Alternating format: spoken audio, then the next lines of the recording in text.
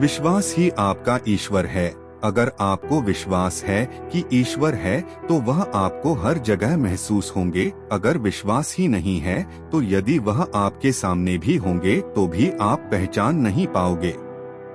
अगर आप उन बातों एवं परिस्थितियों की वजह से चिंतित हो जाते हैं जो आपके नियंत्रण में नहीं, तो इसका परिणाम समय की बर्बादी एवं भविष्य में पछतावा है। वृक्ष कभी इस बात पर व्यथित नहीं होता कि उसने कितने पुष्प को दिए, वह सदैव नए फूलों के सृजन में व्यस्त रहता है। जीवन में कितना कुछ खो गया, इस पीड़ा को भूलकर क्या नया कर सकते हैं, इसी में जीवन की सफलता है। जय श्री कृष्णा मित्रों, आज हम आपको भगवान श्री कृष्ण के अनमोल विचार जो जीवन के पहलुओं की व्याख्या करते हैं, आज आपको बताने वाले हैं। आशा करता हूं कि आप इस वीडियो में अंत तक बनी रहेंगे। तो चलिए शुरू करते हैं। जैसे तेल समाप्त हो जाने पर दीपक बुझ जाता है, उसी प्रकार कर्म के सीन हो जाने पर भाग्य भी नष्ट हो जाता है। कोई हमारा बुरा करें यह उसका कर्म है, लेकिन हम किसी का बुरा ना करें ये हमारा धर्म है। अतीत को बदल नहीं सकते, पर भविष्य आपके हाथ में है।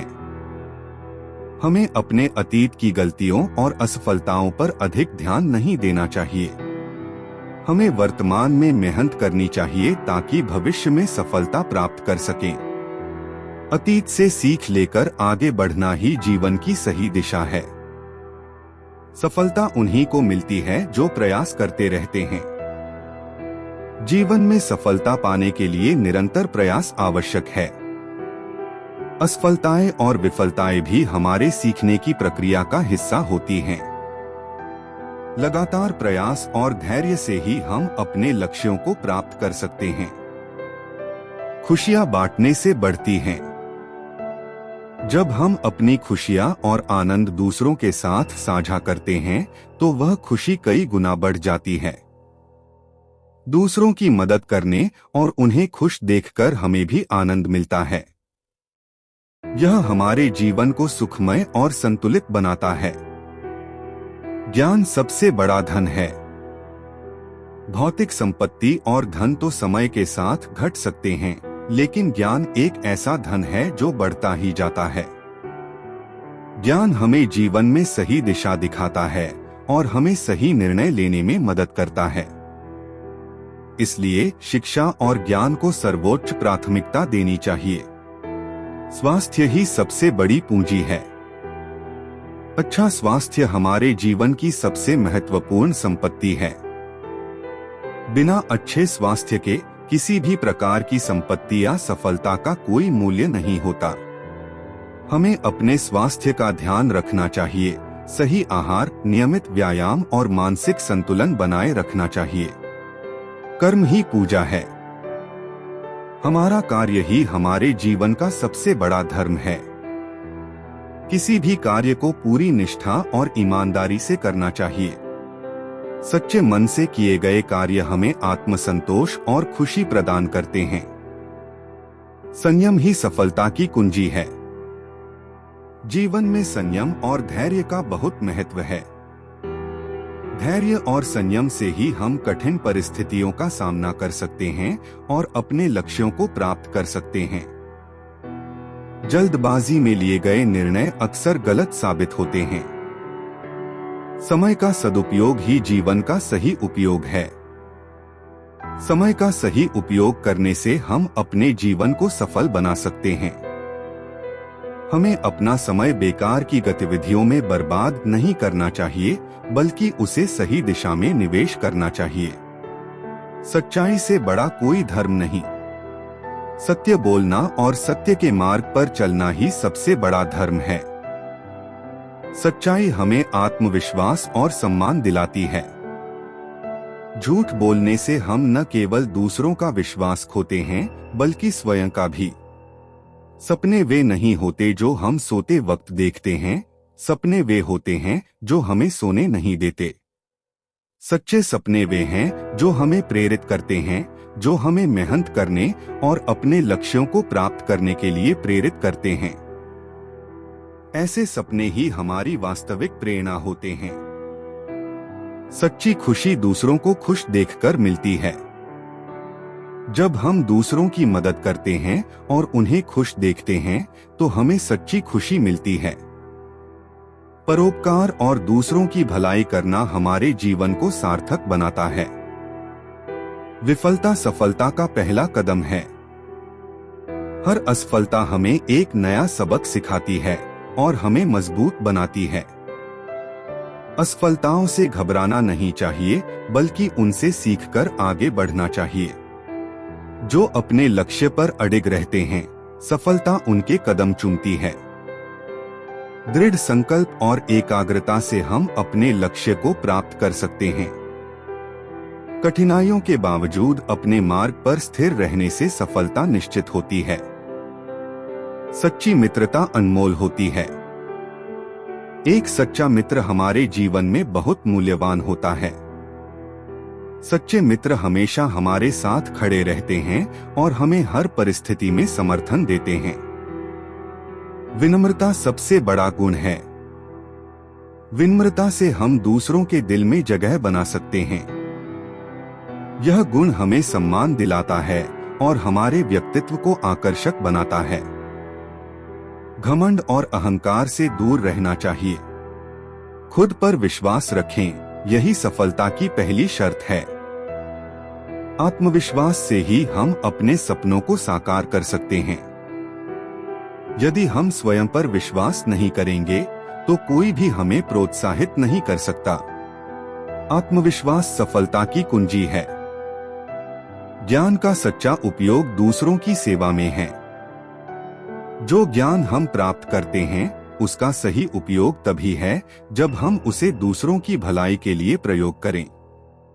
ज्ञान बांटने से बढ़ता है और समाज को बेहतर बनाता है। छोटी छोटी खुशियों को संजोकर रखना चाहिए। जीवन में छोटी छोटी खुशियों का बहुत महत्व है। हमें इन्हें संजोकर रखना चाहिए और इनके लिए आभारी होना चाहिए। यही खुशियां हमारे जीवन को रंगीन और आनंदमय बनाती हैं। सपने देखने वाले ही भविष्य को बदलते हैं। जो लोग बड़े सपने देखते हैं वही दुनिया में बदलाव लाते हैं। उनके सपने उन्हें प्रेरित करते हैं और वे उन सपनों को साकार करने के लिए मेहनत करते हैं। दूसरों की गलतियों को माफ करना सीखें। माफी देने से हमारा दिल बड़ा होता है और हमें आंतरिक शांति मिलती है। किसी की गलती को माफ करके हम अपने रिश्तों को मजबूत बना सकते हैं और जीवन में आगे बढ़ सकते हैं। सच्चा आनंद दूसरों को खुशी देने में है। जब हम दूसरों को खुश देखते हैं तो हमें भी सच्चा आनंद मिलता है। यह परोपकार और निस्वार्थ सेवा का सबसे बड़ा फल है। हर दिन को एक नई शुरुआत माने। हर दिन को एक नया अवसर समझना चाहिए। जो बीत गया उसे भूलकर आज को बेहतर बनाने का प्रयास करना चाहिए।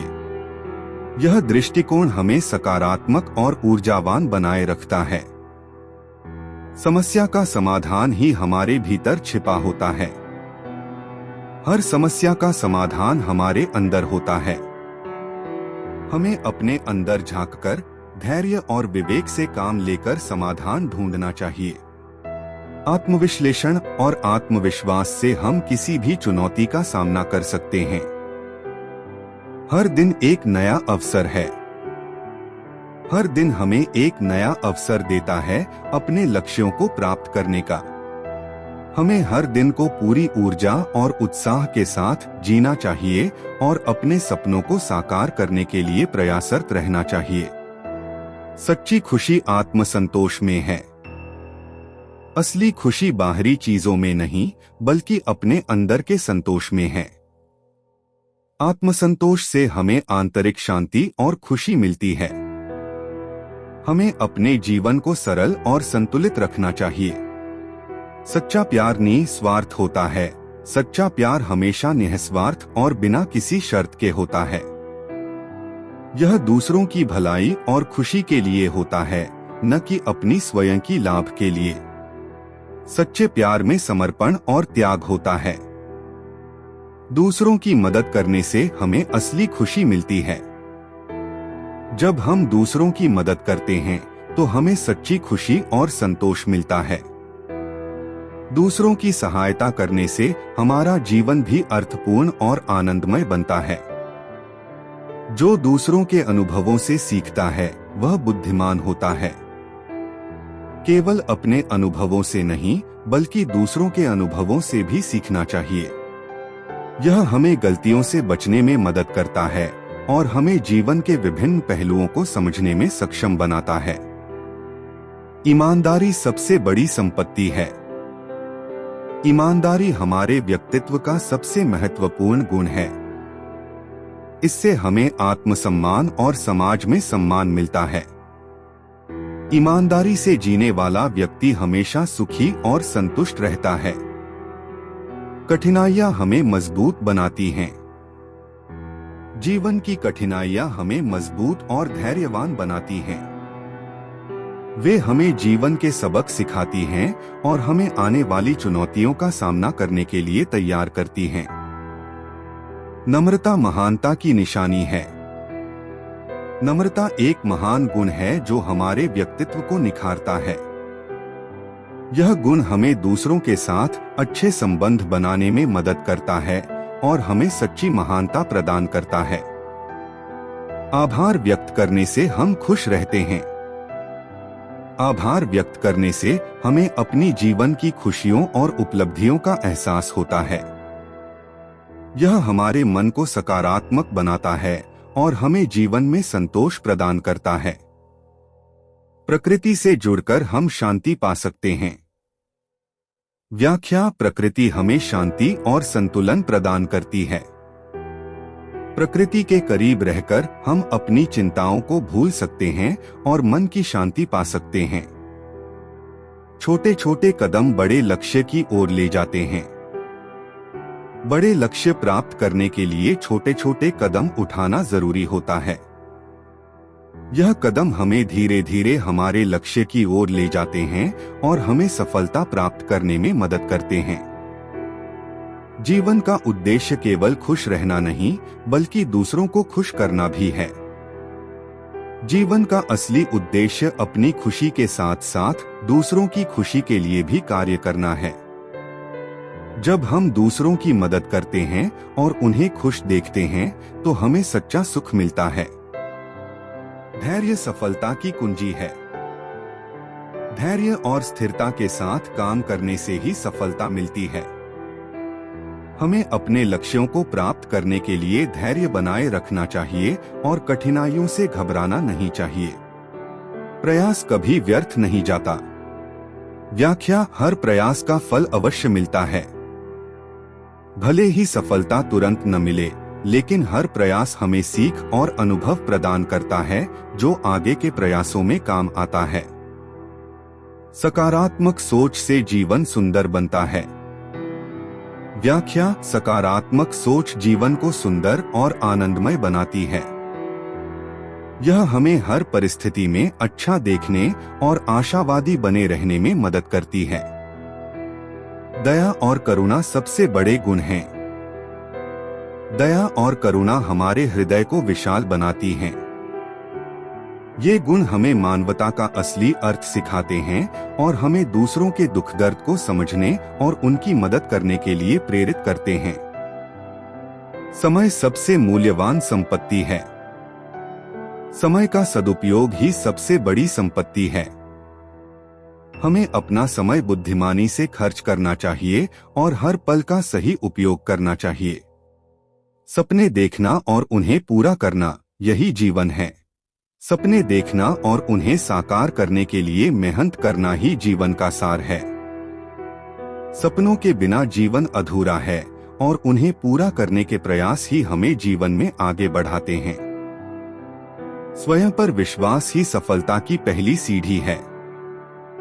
आत्मविश्वास से ही हम अपने लक्ष्यों को प्राप्त कर सकते हैं। यदि हम स्वयं पर विश्वास नहीं करेंगे तो कोई भी हमें प्रेरित नहीं कर सकता। खुश रहने का मतलब ही सही मायने में जीना है। जीवन का असली अर्थ खुश रहना और दूसरों को खुश रखना है। खुश रहकर ही हम जीवन का असली आनंद ले सकते हैं। सच्ची सफलता वही है जो चरित्र से मिलती है। सच्ची सफलता केवल धन या पद से नहीं, बल्कि अच्छे चरित्र और नैतिक मूल्यों से मिलती है। अच्छा चरित्र हमें समाज में सम्मान और पहचान दिलाता है। समय पर लिया गया सही निर्णय सफलता की गारंटी है।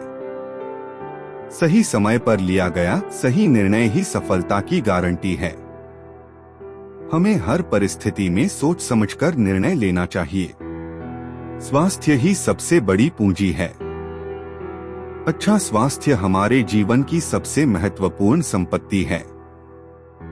बिना अच्छे स्वास्थ्य के किसी भी प्रकार की संपत्ति या सफलता का कोई मूल्य नहीं होता। शांति भीतर से आती है, बाहर से नहीं। सच्ची शांति हमारे मन और आत्मा से आती है, न कि बाहरी चीजों से। हमें अपने अंदर शांति ढूंढनी चाहिए और उसे बनाए रखना चाहिए। विपत्तियां हमें मजबूत बनाती हैं। जीवन में आने वाली विपत्तियां और कठिनाइयां हमें मजबूत और धैर्यवान बनाती हैं। वे हमें जीवन के सबक सिखाती हैं और आगे बढ़ने के लिए प्रेरित करती हैं। निरंतर सीखना ही जीवन का सबसे बड़ा उपहार है। जीवन में निरंतर सीखते रहना ही सबसे बड़ा उपहार है। शिक्षा और ज्ञान का कोई अंत नहीं होता और हमें हमेशा कुछ नया सीखते रहना चाहिए।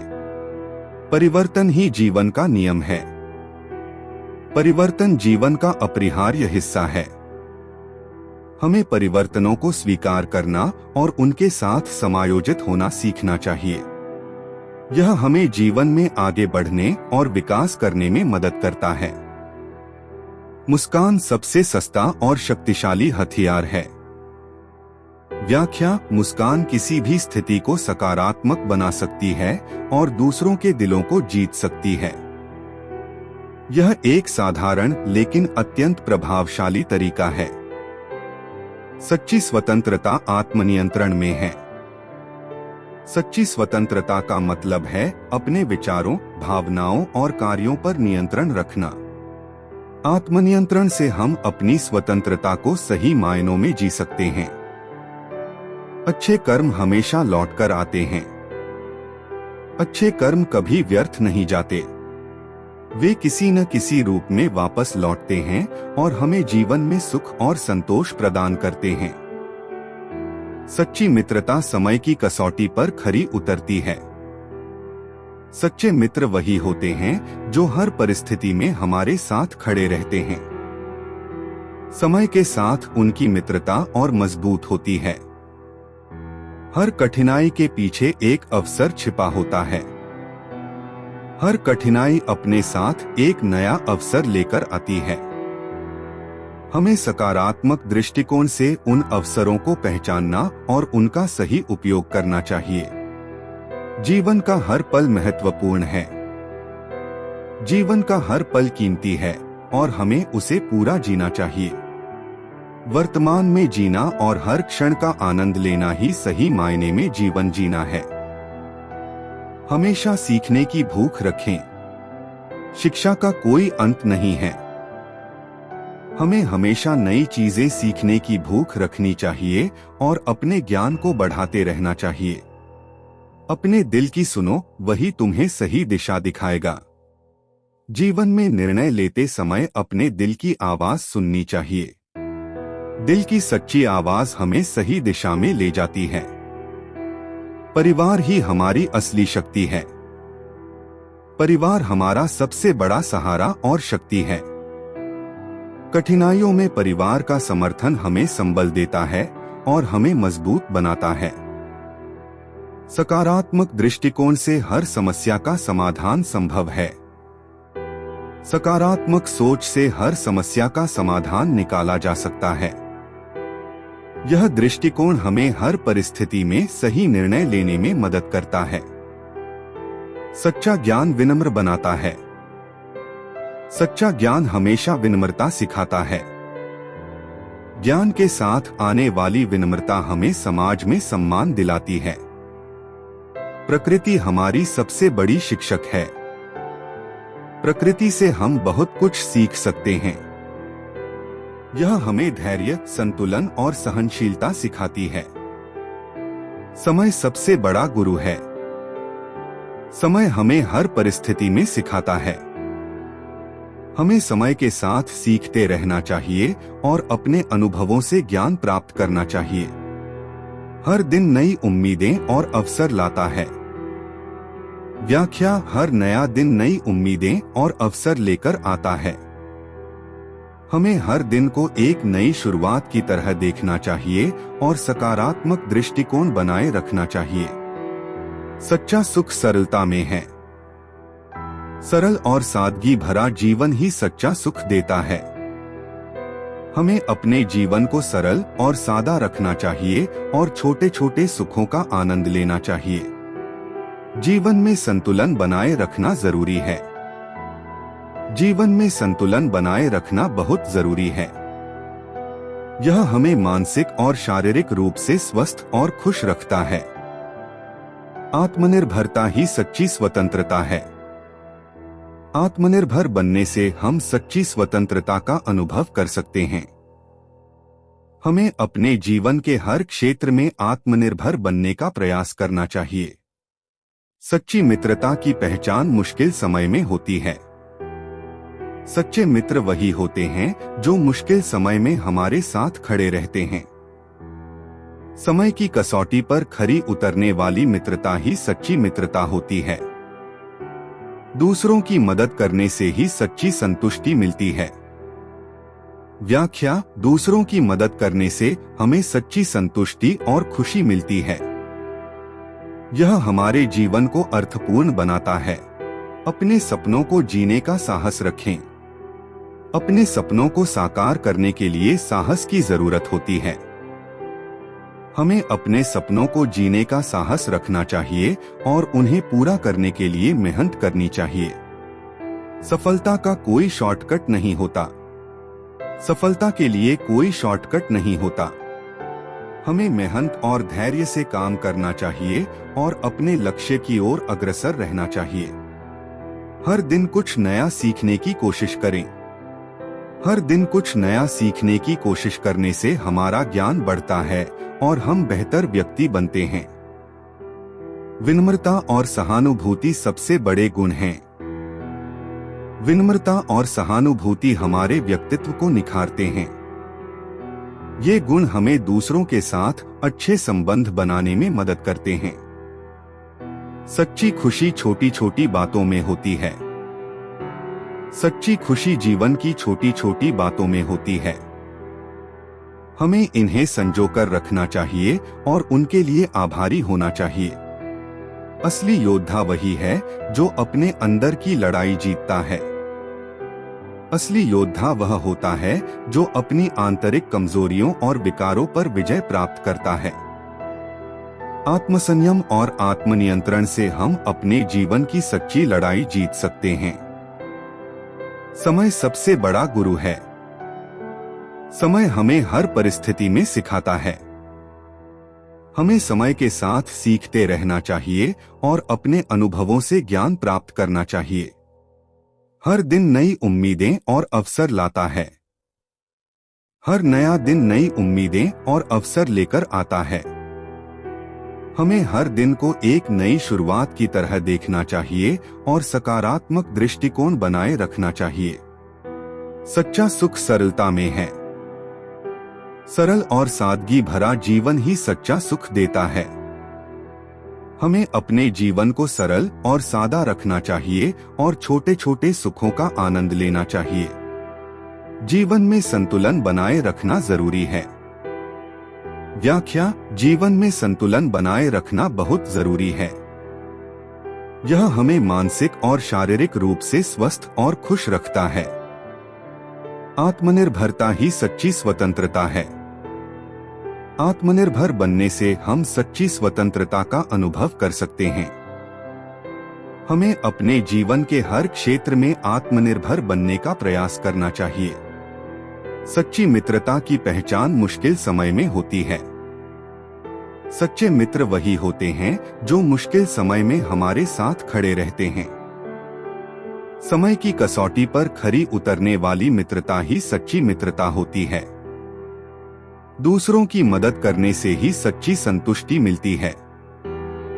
दूसरों की मदद करने से हमें सच्ची संतुष्टि और खुशी मिलती है। यह हमारे जीवन को अर्थपूर्ण बनाता है। अपने सपनों को जीने का साहस रखें। अपने सपनों को साकार करने के लिए साहस की जरूरत होती है। हमें अपने सपनों को जीने का साहस रखना चाहिए और उन्हें पूरा करने के लिए मेहनत करनी चाहिए। सफलता का कोई शॉर्टकट नहीं होता। व्याख्या: सफलता के लिए कोई शॉर्टकट नहीं होता। हमें मेहनत और धैर्य से काम करना चाहिए और अपने लक्ष्य की ओर अग्रसर रहना चाहिए। हर दिन कुछ नया सीखने की कोशिश करें। हर दिन कुछ नया सीखने की कोशिश करने से हमारा ज्ञान बढ़ता है और हम बेहतर व्यक्ति बनते हैं। विनम्रता और सहानुभूति सबसे बड़े गुण हैं। विनम्रता और सहानुभूति हमारे व्यक्तित्व को निखारते हैं। ये गुण हमें दूसरों के साथ अच्छे संबंध बनाने में मदद करते हैं। सच्ची खुशी छोटी छोटी बातों में होती है। सच्ची खुशी जीवन की छोटी छोटी बातों में होती है। हमें इन्हें संजोकर रखना चाहिए और उनके लिए आभारी होना चाहिए। असली योद्धा वही है जो अपने अंदर की लड़ाई जीतता है। असली योद्धा वह होता है जो अपनी आंतरिक कमजोरियों और विकारों पर विजय प्राप्त करता है। आत्मसंयम और आत्मनियंत्रण से हम अपने जीवन की सच्ची लड़ाई जीत सकते हैं। हर दिन एक नई शुरुआत है। हर दिन हमें एक नया मौका देता है अपने जीवन को बेहतर बनाने का। हमें हर दिन को सकारात्मकता और नई ऊर्जा के साथ शुरू करना चाहिए। सच्चा प्रेम निस्वार्थ होता है। सच्चा प्रेम हमेशा निस्वार्थ और बिना शर्त के होता है। यह प्रेम दूसरों की खुशी में ही अपनी खुशी देखता है। साधारण जीवन जीना ही सबसे बड़ी उपलब्धि है। साधारण और सादा जीवन ही सबसे बड़ी उपलब्धि है। यह हमें आंतरिक शांति और संतोष प्रदान करता है। सपनों के बिना जीवन अधूरा है। व्याख्या: सपने हमारे जीवन को दिशा और उद्देश्य देते हैं। हमें हमेशा बड़े सपने देखने चाहिए और उन्हें पूरा करने के लिए प्रयासरत रहना चाहिए। हर समस्या का समाधान आत्मविश्लेषण में है। आत्मविश्लेषण से हम अपनी समस्याओं का सही समाधान ढूंढ सकते हैं। हमें अपने अंदर झांककर अपनी गलतियों को समझना और सुधारना चाहिए। सच्ची सफलता दूसरों की भलाई में है। व्याख्या: सच्ची सफलता वही है जो दूसरों की भलाई और कल्याण में है। हमें अपने कार्यों से दूसरों का भला करना चाहिए। हर इंसान के अंदर एक अच्छाई होती है। हर व्यक्ति के अंदर कुछ न कुछ अच्छाई होती है। हमें उस अच्छाई को पहचानना और उसे प्रोत्साहित करना चाहिए। ध्यान और योग से मन की शांति मिलती है।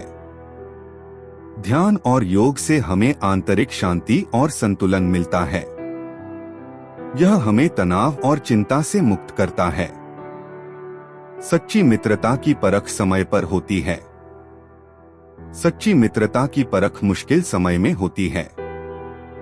सच्चे मित्र वही होते हैं जो हर परिस्थिति में हमारे साथ खड़े रहते हैं। ध्यान और योग से मन की शांति मिलती है।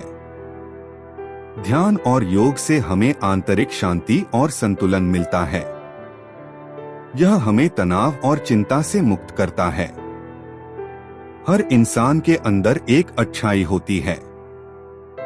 व्याख्या: हर व्यक्ति के अंदर कुछ न कुछ अच्छाई होती है। हमें उस अच्छाई को पहचानना और उसे प्रोत्साहित करना चाहिए। सपनों के बिना जीवन अधूरा है। व्याख्या: सपने हमारे जीवन को दिशा और उद्देश्य देते हैं। हमें हमेशा बड़े सपने देखने चाहिए और उन्हें पूरा करने के लिए प्रयासरत रहना चाहिए। ये विचार जीवन को सकारात्मक दृष्टिकोण से देखने और सही मार्ग पर चलने की प्रेरणा देते हैं। इन्हें अपनाने से हम एक संतुलित और खुशहाल जीवन जी सकते हैं। हर व्यक्ति में अच्छाई और बुराई दोनों होती है। हमें व्यक्ति की अच्छाइयों को अपनाना चाहिए। कृष्ण भगवान तो 3 लोक के स्वामी है, वो हम इंसानों से कई गुना शक्तिशाली हैं। आप कृष्ण भगवान को आदर्श मान सकते हैं, पर क्या आपको पता है कि वो पूर्ण परमात्मा नहीं है? इनकी भी जन्म व मृत्यु होती है, तथा जो साधक मृत्यु के बाद स्वर्ग जाते हैं वो लौटकर इसी पृथ्वी लोक में जन्म लेते हैं। गीता अध्याय 7 के श्लोक 14 व 15 में 3 गुणों की साधना करने वाले प्राणी को मूर्ख और नीच बताया गया है। कबीर साहेब जी कहते हैं, 3 देव की जो करते भक्ति, उनकी कदे न होवे मुक्ति। हमें हमेशा से ही बताया जा रहा है कि गीता का ज्ञान देने वाला भगवान श्री कृष्ण जी है, परंतु वास्तव में गीता का ज्ञान भगवान श्री कृष्ण ने नहीं बल्कि उनके पिता ब्रह्मा ने दिया है। इन्हें ही ज्योतिनिरंजन या अक्षर पुरुष भी कहते हैं। अभी तक जिन्होंने गीता का अर्थ निकाला है, उन्होंने भगवान श्री कृष्ण को ही गीता का ज्ञान दाता कहा है, परंतु गीता जी में ही गीता ज्ञान दाता ने अपना परिचय दिया और कहा है कि मैं काल ब्रह्मा हूँ। इसका प्रमाण गीता अध्याय 11 के श्लोक 32 और 47 में है। जब भगवान श्री कृष्ण ने अपना विराट रूप दिखाया, तब अर्जुन ने डर से कांपते हुए पूछा, भगवान आप कौन हैं? तब कृष्ण जी ने गीता अध्याय 11 के श्लोक 32 में कहा कि अर्जुन, मैं बढ़ा हुआ काल हूँ, अब सर्व लोकों को खाने के लिए प्रकट हुआ हूँ। गीता जी अध्याय 11 के श्लोक 46 में कहा है कि हे 1000 भुजाओं वाले, आप अपने चतुर्भुज रूप में दर्शन दीजिए। इस पर गीता अध्याय 11 के श्लोक 47 में कृष्ण रूप में कालब्रह्म ने कहा कि अर्जुन, मैंने प्रसन्न होकर तेरी दिव्य दृष्टि खोलकर यह विराट रूप तुझे दिखाया है, जिसे तेरे अतिरिक्त पहले किसी ने भी नहीं देखा। यहाँ एक बात प्रमाणित होती है, जब पांडवों ने 5 गांव की मांग की और कृष्ण जी ने इस प्रस्ताव को लेकर दुर्योधन के समक्ष उपदेश दिया, तो उसने आगबबूला होकर भरे दरबार में कृष्ण भगवान को गिरफ्तार करने के आदेश दिए थे। तब कृष्ण भगवान ने अपना विराट रूप दिखाया था, जिसे देखकर सभी भयभीत होकर कुर्सियों के नीचे छिपने लगे थे। इससे सिद्ध है कि श्री कृष्ण के ऊपर भी कोई बड़ी शक्ति है। हमें उस पूर्ण परमात्मा की भक्ति करनी चाहिए, जहां जाने के बाद हम इस संसार में दोबारा नहीं आए, जिससे पूर्ण मोक्ष कहते हैं। मेरी समझ में हमें अपना आदर्श भी उस पूर्ण परमात्मा कबीर साहेब को मानना चाहिए। हेलो मित्र, हम आपको राधा जी का किस्सा सुनाते हैं। श्री कृष्ण तो स्वयं उन्हीं में समाहित हैं ही। नंदगांव के पास जंगल में कदम्ब टेर नामक स्थान है, जो कि कदम्ब के वृक्षों से घिरा है। इस स्थान को टेर कदम्ब या कदम्ब टेर इसलिए कहते हैं क्योंकि इस स्थान पर भगवान श्री कृष्ण गायें चराते थे और सायंकाल कदम्ब के वृक्ष पर बैठकर दूर चरने गई गायों को बुलाने के लिए टेर आवाज लगाने के लिए वंशी बजाते थे। जहाँ जहाँ भगवान के चरण टिकते हैं, उस भूमि में भगवान का प्रभाव प्रवेश कर जाता है, इसलिए उस भूमि की रज को अत्यंत पवित्र और कल्याणकारी माना जाता है। श्री चैतन्य महाप्रभु के शिष्य श्री रूप गोस्वामी की यह भजन स्थली रही है। यहीं पर उनकी भजन कुटी है। जब भगवान श्री कृष्ण के प्रेम की लालसा सभी भोगों और वासनाओं को समाप्त कर प्रबल हो जाती है, तभी साधक का व्रज में प्रवेश होता है। यह व्रज भौतिक व्रज नहीं, वरन इसका निर्माण भगवान के दिव्य प्रेम से होता है। श्री रूप गोस्वामी और उनके भाई श्री सनातन गोस्वामी दोनों पहले बंगाल प्रांत में गौड़ देश के शासक के उच्चाधिकारी थे। हाथी घोड़े, महल, खजाने, दास दासियां, अपरिमित ऐश्वर्य और संसार के सुख की सभी सामग्री इनको उपलब्ध थी। अपने महान वैभव का इन्होंने उल्टी वमन की तरह परित्याग कर वैराग्य धारण किया और व्रज में आकर श्री राधा कृष्ण के अखंड भजन में लग गए। एक बार श्री रूप गोस्वामी नंदगांव में कदम्ब टेर की अपनी कुटी में भजन कर रहे थे। उसी समय उनके बड़े भाई श्री सनातन गोस्वामी वृंदावन से उनसे मिलने आए। बहुत दिनों के बाद दोनों एक दूसरे से मिले और कुशलक्षेम पूछा। श्री रूप गोस्वामी ने देखा कि बड़े भाई बड़े दुर्बल हो गए हैं। श्री सनातन गोस्वामी कभी भिक्षा मांगते, कभी नहीं मांगते, दिन रात भजनानंद में लीन रहते थे। श्री रूप गोस्वामी के मन में विचार आया कि आज बड़े भैया आए हैं, आज मैं अत्यंत स्वादिष्ट खीर का भोग ठाकुर जी को लगाकर वह प्रसाद अपने बड़े भाई को पवाऊंगा, खिलाऊंगा। किंतु यहाँ इस घोर जंगल में दूध, चावल, शक्कर कहाँ से प्राप्त हो? श्री रूप जी का शरीर तो भजन अवस्था में था, नेत्र बंद, स्थिर आसन, परंतु मन बड़े भाई के आतिथ्य की कल्पनाओं में मग्न था। उनके मन में भाई को खीर खिलाने का विचार आते ही उसी समय भक्तों के मनोरथ पूर्ण करने वाली लाडली जी श्री राधा एक बालिका के रूप में खीर का सब सामान एक पात्र में दूध, चावल, शक्कर ले आईं और दरवाजे से ही आवाज देकर बोली, रूप बाबा, ओ रूप बाबा।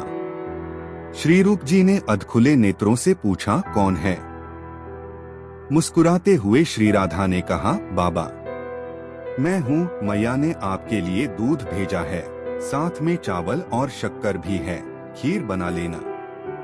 भजन में विघ्न के भय से श्री रूप जी ने पूरे नेत्र नहीं खोले, इसलिए वे अपनी आराध्या को पहचान नहीं पाए, किंतु उनके भजन का संपूर्ण फल साक्षात रूप में उनके सामने खड़ा था। श्री रूप गोस्वामी ने कहा, लाली खीर कैसे बनाऊंगा? मेरे पास न अग्नि का साधन है और न ही खीर रखने के लिए कोई बर्तन। व्रज में छोटी लड़कियों को लाली कहते हैं। श्री राधा ने कहा, बाबा मैया ने कहा है कि बाबा यदि भजन कर रहे हो तो तू ही खीर बना देना। श्री रूप ने कहा, अच्छा लाली, तो बना जा। श्री राधा ने बिना अग्नि के ही खीर बना दी और कदम के पत्ते दोने बना दिए। उन दोनों में खीर रखकर वे चली गईं। कदम के पत्तों के दोने में उस खीर का श्री रूप गोस्वामी ने ठाकुर जी का भोग लगाया। थोड़ी ही देर में बड़े भाई श्री सनातन गोस्वामी भी अपना नित्य नियम का भजन पूरा करके आ गए। श्री रूप ने अपने बड़े भाई श्री सनातन गोस्वामी को खीर का प्रसाद दिया। जैसे ही उन्होंने वह खीर मुंह से लगाई तो उन्हें प्रेम का नशा सा छा गया और वे प्रेम मूर्छा में चले गए। श्री रूप बोले, भैया भैया, भगवान की दृष्टि जहाँ पड़ती है वहाँ सब वस्तुएं दिव्य और अलौकिक हो जाती हैं और भगवान के स्पर्श से वह भोजन दिव्य, अलौकिक, रसमय और परम मधुर हो जाता है। उस भोजन को करने से सारे शरीर में ऐसी प्रसन्नता, आनंद और तृप्ति आ जाती है जिसका कि कोई ठिकाना नहीं। श्री सनातन ने पूछा, यह खीर कहाँ से आई है? इसमें तो अलौकिक स्वाद है। श्री रूप गोस्वामी ने कहा, भैया आज आपको खीर खिलाने की इच्छा हुई, तभी एक छोटी बालिका खीर का सब सामान लेकर आई और स्वयं अपने हाथों से खीर बनाकर रख गई है। श्री सनातन जी समझ गए कि श्री राधा ही भक्त की इच्छा पूर्ण करने के लिए स्वयं सामान लाई और खीर बनाने में कष्ट उठाया। वे फफक कर रोने लगे। श्री सनातन गोस्वामी ने श्री रूप गोस्वामी से कहा, मेरी इस बात को दृढ़ता पूर्वक हृदय में धारण कर लो और अब पुनः ऐसी इच्छा कभी मत करना। इस तुच्छ शरीर के लिए तुमने कामना की और अपने इष्ट को कष्ट दिया। आगे से तुम अपनी वैराग्य की चाल से ही चलना। अपनी आराध्या श्री राधा को कष्ट देने के कारण दोनों भाइयों की आंखों से प्रेमाश्रु बहने लगे। कदम टेर के मंदिर में आज भी खीर का प्रसाद मिलता है और कदम के वृक्षों पर आज भी इक्का दुक्का दोने दिखाई पड़ जाते हैं, जिन्हें पुजारी मंदिर में संजो कर रखते हैं। भगवान श्री कृष्ण के अनमोल विचार। श्री कृष्ण कहते हैं कि किसी का दिल ना दुखे, अपने स्वार्थ के लिए बाकी सब कुछ कुदरत पर छोड़ देना। जीवन में अहंकार भी जरूरी है जब अधिकार, चरित्र, सम्मान की बात हो। आत्मा विनाशकारी नरक के 3 द्वार है, वासना, क्रोध और लालच, इनका त्याग करें। जब जिंदगी में बुरा समय आए तब समझ लेना कि अच्छे कर्म का समय आ गया है। अच्छा काम करने वाला कोई भी व्यक्ति कभी भी यहाँ या दुनिया में आने के लिए एक बुरा अंत नहीं होगा। जो चाहते हैं वह करें, लेकिन प्रेम, करुणा, विनम्रता और भक्ति के साथ करें।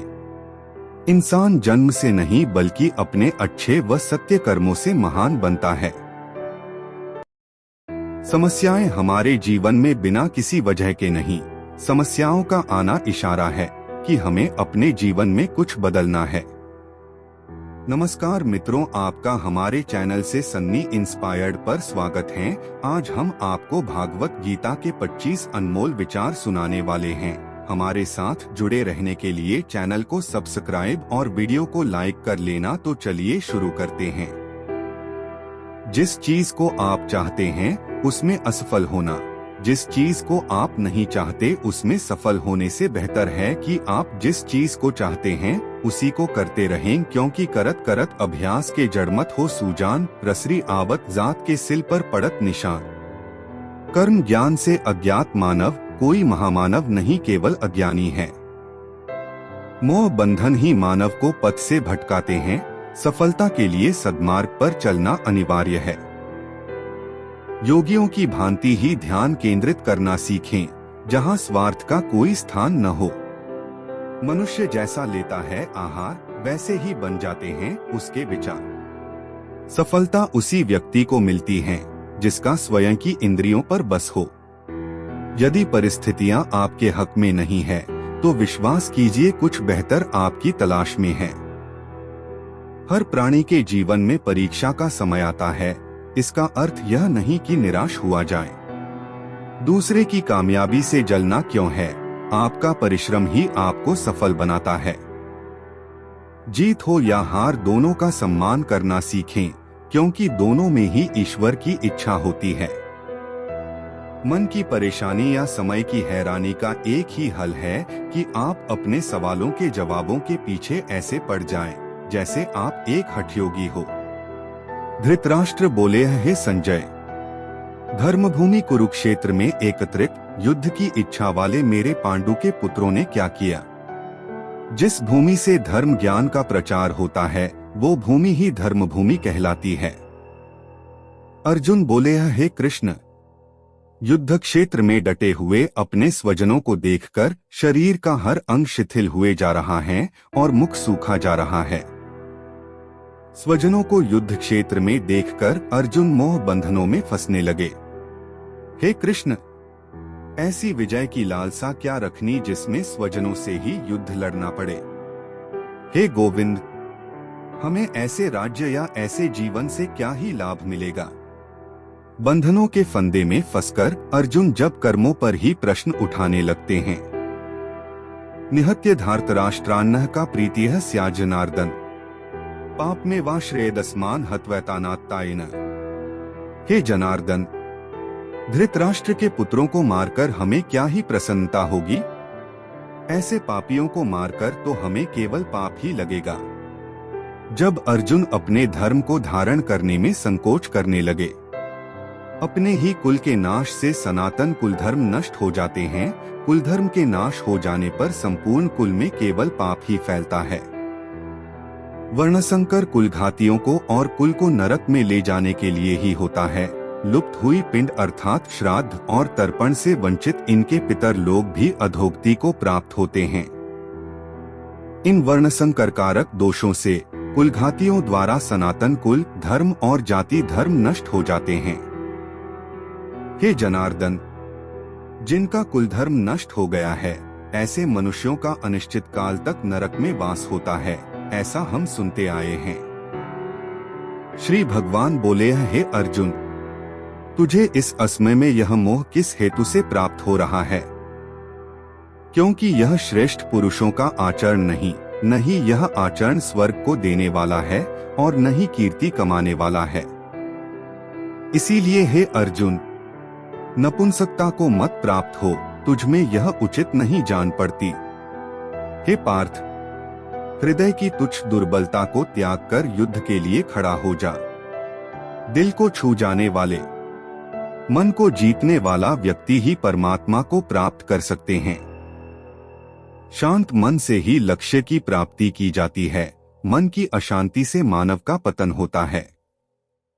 निस्वार्थ भाव से की गई सेवा या दान ही सात्विक गुण का आधार होता है। सात्विकता से ही संसार को ऊर्जा प्राप्त करता है। क्रोध, लालच और वासना यही नरक के द्वार हैं, क्योंकि यह मानव के पतन का मुख्य कारण होते हैं। ईश्वर का रूप केवल उतना ही नहीं जितना हम और आप समझते हैं। सृष्टि के हर कण में परमात्मा की उपस्थिति होती है। सृष्टि के हर कण का एक विशेष गुण होता है, जिसका आधार स्वयं श्री हरि नारायण होते हैं। अति से ज्यादा खाना खाने वाला मानव आलस के रथ का सारथी बनता है। एक योगी की यही पहचान होती है कि वह कम खाते हैं और हरि की महिमा गाते हैं। श्री कृष्ण ही तमस हैं और वही ज्ञान का प्रकाश हैं। नारायण ही सृष्टि सारी, श्री हरि ही आशाओं का आकाश हैं। स्वर्ग और नरक कर्म के तराजू पर समान रूप से तुलते हैं। इन्हीं के आधार पर आत्मा की गति होती है। चंचल मन की इच्छाओं का त्याग करने वाले व्यक्ति ही परमात्मा के हृदय में वास करते हैं। संशय से बाहर निकलकर कर्म को पहचानने वाला व्यक्ति ही सर्वश्रेष्ठ कहलाता है। योगियों की यही पहचान होती है कि उनकी इंद्रियां उनके अधीन होती हैं। भयमुक्त होता है वह प्राणी जो परमात्मा की इच्छा को अपने लिए आदेश मानकर चलता है। चिंताओं की चिता को दाग वही प्राणी देता है जो पूर्णतः मन भाव से स्थिर हो जाता है। सच्ची श्रद्धा और परमात्मा के प्रति समर्पण तब ही सफल माना जाता है जब उसमें कोई शंका न हो। जीवन में अपने पथ से भटकने वाला व्यक्ति कभी भी परमात्मा की प्राप्ति नहीं कर सकता, फिर चाहे वह कितना भी कुछ क्यों न कर ले। भय के होने पर मन की स्थिति भयानक हो जाती है। वीर वही है जो कर्म ज्ञान का अनुसरण करता हो। सृष्टि में हर जीव के हृदय में नारायण का ही वास है। मनुष्य को चाहिए कि वह अपने भीतर के नारायण का स्वरूप जाने। जब कभी भी सृष्टि पापियों के पाप से आतंकित होती है, तब नारायण इस धरती पर धर्म बचाने, सृष्टि की संस्कृति, ज्ञान और मानवता के संरक्षण के लिए अवतार लेते हैं। परमात्मा की लीलाओं को जिसने शून्य होकर जान लिया, उसने जीवन के अनंत ज्ञान की प्राप्ति कर ली। राजसी, तामसी और सात्विक के आधार पर ही मानव के गुण, प्रकृति और व्यवहार का निर्धारण होता है। जीवन का एक ही सार होता है, श्रीमद् भागवत गीता। यही सार यदि जीवन का आधार बन जाए तो जीवन सफल बन जाता है। एक भक्त का प्रश्न। हे भगवान, मैंने आपका क्या बिगाड़ा है? मैं आपका इतना बड़ा भक्त हूँ आपका, परंतु फिर भी आपने मुझे इतना दुख दिया है। मैं देखता हूँ हर एक व्यक्ति अपने जीवन में खुश है, उसके जीवन में कोई परेशानियाँ नहीं, और फिर मैं अपने जीवन को देखता हूँ तो मेरे जीवन में खाली परेशानियाँ ही परेशानियाँ है। आपने मुझे पैसा नहीं दिया, नाम नहीं दिया, कोई व्यक्ति मेरी इज्जत नहीं करता, लोग मेरी बातों पर विश्वास नहीं करते। मैं लोगों की मदद करता हूँ लेकिन लोग मेरी मदद नहीं करते। मैं लोगों के साथ अच्छा व्यवहार करता हूँ लेकिन कोई मेरे साथ अच्छा व्यवहार नहीं करता। मैं अपने परिवार को खुश देखना चाहता हूँ, सुखी देखना चाहता हूँ, लेकिन हमारे घर से परेशानियाँ खत्म ही नहीं होती। मैं हार चुका हूँ जिंदगी से। अब भगवान का जवाब सुनिए, वीडियो में अंत तक बने रहना। अगर वीडियो पसंद आए तो वीडियो को लाइक और चैनल को सब्सक्राइब कर देना। आपके भले के लिए ही कह रहा हूँ, सब्सक्राइब करने के लिए। हम आपको ऐसी सीख देने वाली बातें बताते रहते हैं। हे मेरे प्यारे भक्त, अगर आप मेरे भक्त हो तो मुझ पर विश्वास करो, मैं आपकी मदद करूँगा, लेकिन मैं सिर्फ रास्ता दिखाऊंगा, उस पर चलना आपका ही काम है। भीड़ हमेशा उस रास्ते पर चलती है जो रास्ता आसान लगता है, लेकिन इसका मतलब यह नहीं कि भीड़ हमेशा सही रास्ते पर चलती है। अपने रास्ते खुद चुनिए, क्योंकि आपको आपसे बेहतर और कोई नहीं जानता। तुम्हें क्या लगता है मैंने सिर्फ तुम्हें ही परेशानियां दी है और किसी की जिंदगी में कोई मुश्किल नहीं? तुम्हारे अलावा सभी व्यक्ति खुश रहते हैं। इस दुनिया में तुम ही सबसे दुखी इंसान हो, ऐसा बिल्कुल भी नहीं है मेरे प्रिय। जिसको आप खुश देखते हो वह सिर्फ 2 पल के लिए खुश है।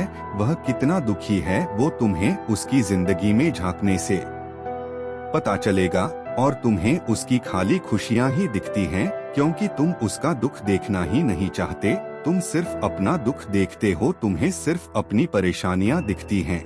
ऐसा सिर्फ तुम्हारे साथ नहीं, ऐसा हर एक व्यक्ति के साथ है जिसे लगता है कि उसे ही जिंदगी में सारा दुख है। दूसरों की जिंदगी में कितना दुख है या अपने दुख को भूलकर पता चलता है। और मैंने किसी व्यक्ति को दुख नहीं दिया, जैसे उसके कर्म है उसे वैसा ही फल मिला है। अगर कोई व्यक्ति है जो दिन रात मेहनत करता है पैसे के लिए, खाने के लिए, तो उसे पैसे खाना जरूर मिलेगा, परंतु वहीं दूसरी तरफ दूसरा व्यक्ति घर में बैठा रहता है, सिर्फ यह सोचता रहता है कि भगवान ने मुझे इतना दुख दिया है, मेरे पास खाने के लिए कुछ नहीं है, मेरे पास पैसा नहीं है। तो वह व्यक्ति सदैव दुखी ही रहेगा, क्योंकि उसने मेहनत करनी सीखी ही नहीं, उसे मेहनत करने का मन ही नहीं करता। जब वह कर्म ही नहीं करेगा तो फल कैसे पाएगा? सिर्फ भगवान को दोष देने से कुछ नहीं होता।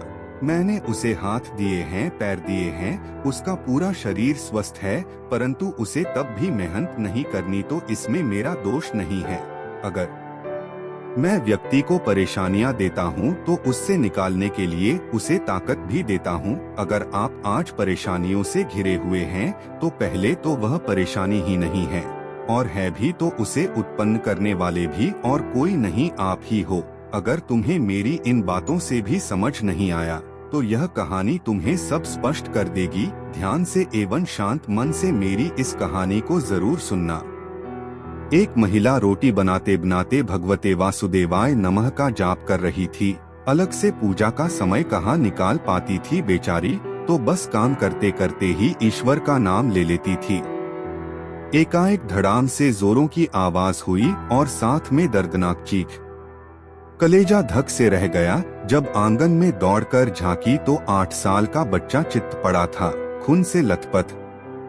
मन हुआ दहाड़ मार कर रोए, परंतु घर में उसके अलावा कोई था नहीं। रोकर भी किसे बुलाती, फिर बच्चे को संभालना भी तो था। दौड़कर नीचे गई तो देखा बच्चा आधी बेहोशी में माँ की रट लगाए हुए है। अंदर की ममता ने आंखों से निकलकर अपनी मौजूदगी का एहसास करवाया।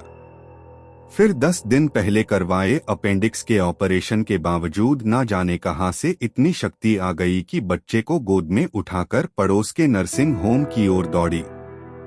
रास्ते भर भगवान को जी भरकर कोसती रही, बड़बड़ाती रही, हे कन्हैया क्या बिगाड़ा था मैंने तुम्हारा, जो मेरे ही बच्चे को इतना दर्द दे डाला। खैर डॉक्टर साहब मिल गए और समय पर इलाज होने पर बच्चा बिल्कुल ठीक हो गया। चोटें गहरी नहीं थी, ऊपरी थी, तो कोई खास परेशानी नहीं हुई।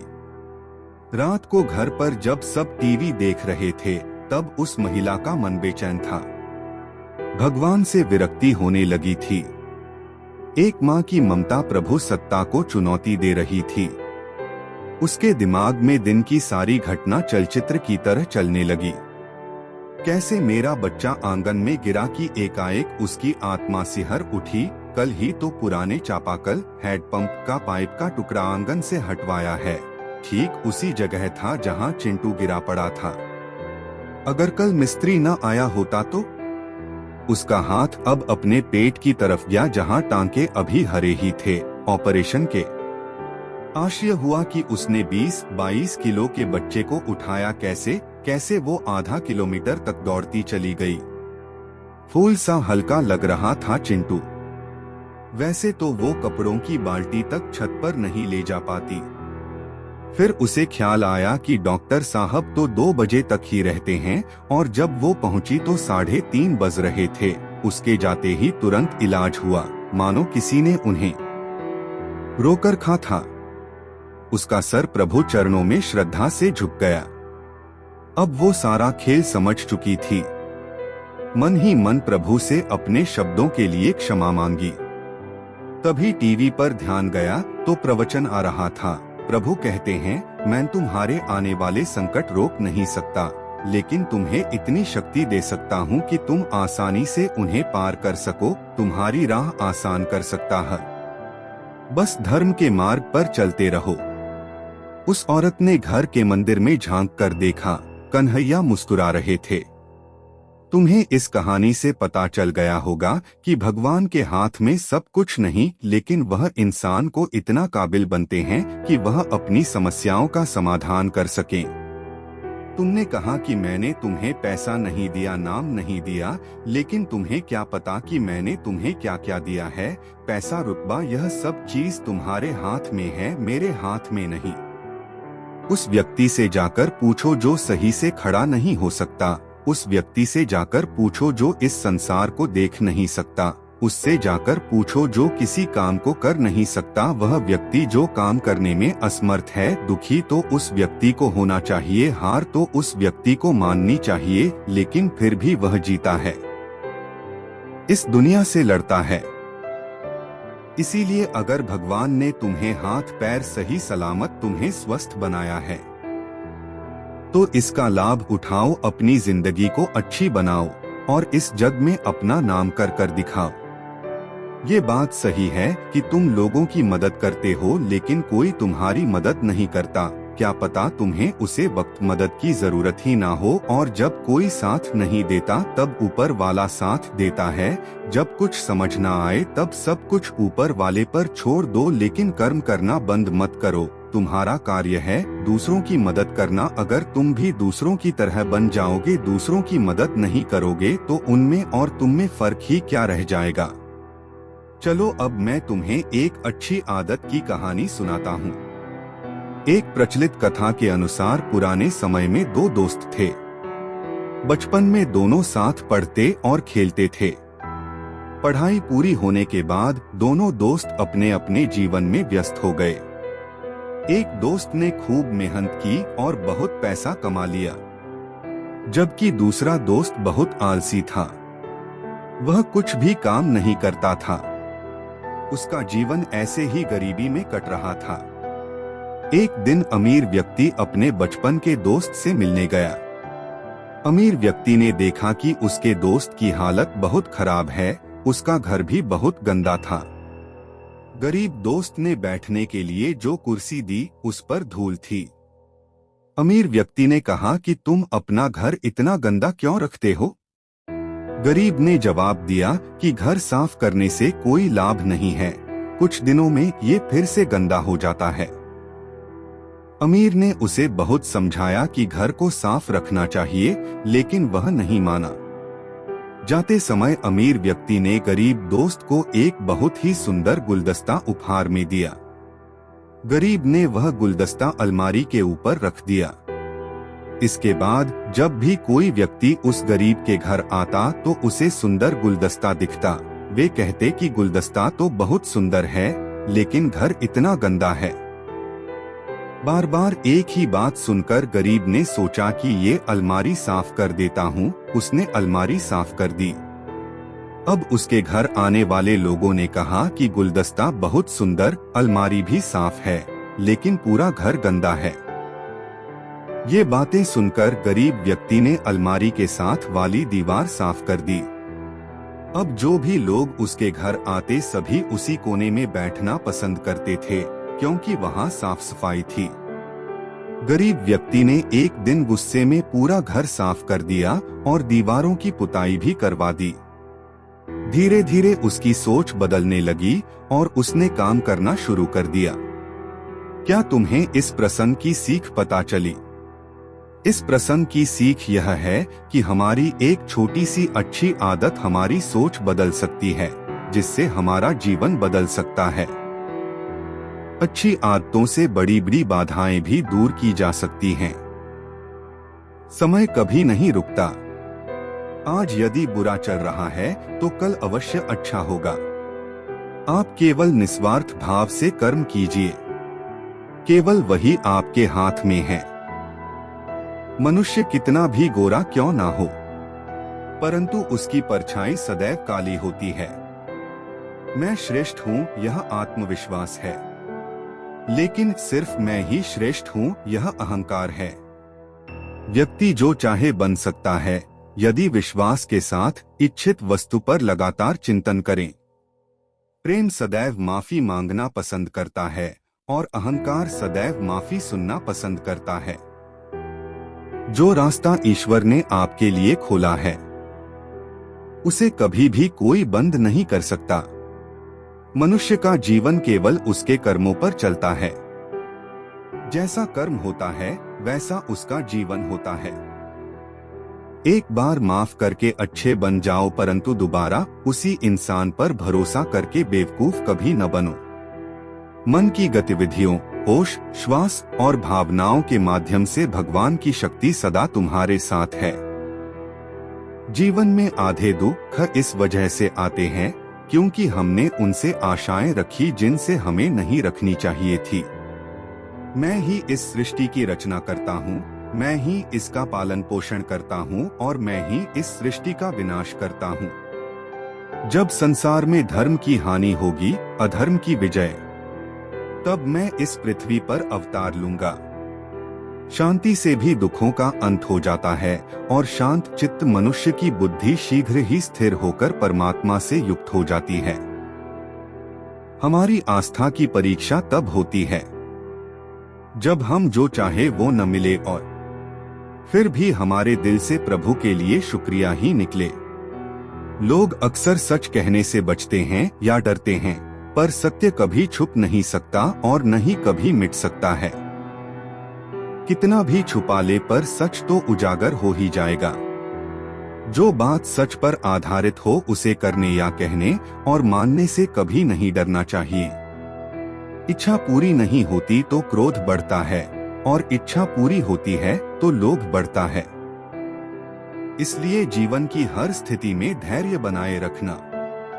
धर्म केवल रास्ता दिखाता है, लेकिन मंजिल तक तो कर्म ही पहुंचाता है। वह जो सभी इच्छाएं त्याग देता है, मैं और मेरा की लालसा तथा भावना से मुक्त हो जाता है, उसे शांति प्राप्त होती है। श्री कृष्ण ने कहा है, अगर तुम्हें किसी ने दुखी किया है तो बुरा मत मानना। लोग उसी पेड़ पर पत्थर मारते हैं जिस पेड़ पर ज्यादा मीठे फल होते हैं। स्वार्थ से रिश्ते बनाने की कितनी भी कोशिश करें वो कभी नहीं बनते हैं, और प्रेम से बने रिश्तों को कितना भी तोड़ने की कोशिश करें वो कभी नहीं टूटते। अगर व्यक्ति शिक्षा से पहले संस्कार, व्यापार से पहले व्यवहार और भगवान से पहले माता पिता को पहचान ले तो जिंदगी में कभी कोई कठिनाई नहीं आएगी। जिस मनुष्य ने जवानी में बहुत पाप किए हैं उसे बुढ़ापे में नींद नहीं आती। श्री कृष्ण कहते हैं कि मनुष्य को अपने मन को बार बार समझाना चाहिए कि ईश्वर के सिवा उसका कोई नहीं है। परिवर्तन इस संसार का नियम है। कल जो किसी और का था आज वो तुम्हारा है एवं कल वो किसी और का होगा। विषयों का चिंतन करने से विषयों की आसक्ति होती है, आसक्ति से इच्छा उत्पन्न होती है और इच्छा से क्रोध होता है, क्रोध से सम्मोहन और अविवेक उत्पन्न होता है। जो कुछ हुआ अच्छे के लिए हुआ, जो हो रहा है अच्छे के लिए हो रहा है, जो होगा वह भी अच्छे के लिए ही होगा। मेरे लिए न कोई घृणित है और न ही कोई प्रिय, न कोई निर्धन है और न ही कोई धनी, बस जो भक्ति भाव के साथ मुझे याद करते हैं मैं उनका हूँ और वो मेरे। आप वही हैं जिसमें आप विश्वास करते हैं, आप वह बन जाते हैं जो आप मानते हैं कि आप बन सकते हैं। अगर तुम अपना कल्याण करना चाहते हो तो सभी तरह के उपदेशों, सभी धर्मों को छोड़कर मेरी शरण में आ जाओ, मैं तुम्हें मुक्ति प्रदान करूंगा। जिस इंसान के चारों तरफ नकारात्मक लोग रहते हैं उस इंसान का मंजिल से भटक जाना तय है। जिंदगी में सब कुछ खत्म होना जैसा कुछ भी नहीं होता, हमेशा एक नई शुरुआत हमारा इंतजार कर रही होती है। श्रीमद् भगवद गीता श्री कृष्ण अनमोल वचन। श्रीमद् भगवद गीता में कहे गए श्री कृष्ण के अनमोल वचन। इंद्रियों के अधीन होने से मनुष्य के जीवन में विकार और परेशानियां आती है। सुख दुख का आना जाना सर्दी गर्मी के आने जाने के जैसा ही है, इसलिए इन्हें सहन करना सीखना ही उचित है। निर्बलता अवश्य ईश्वर देता है, परंतु मर्यादा मनुष्य का मन खुद निर्माण करता है। जीवन में वाणी को संयम में रखना अनिवार्य है, क्योंकि वाणी से दिए हुए घाव कभी भरे नहीं जा सकते।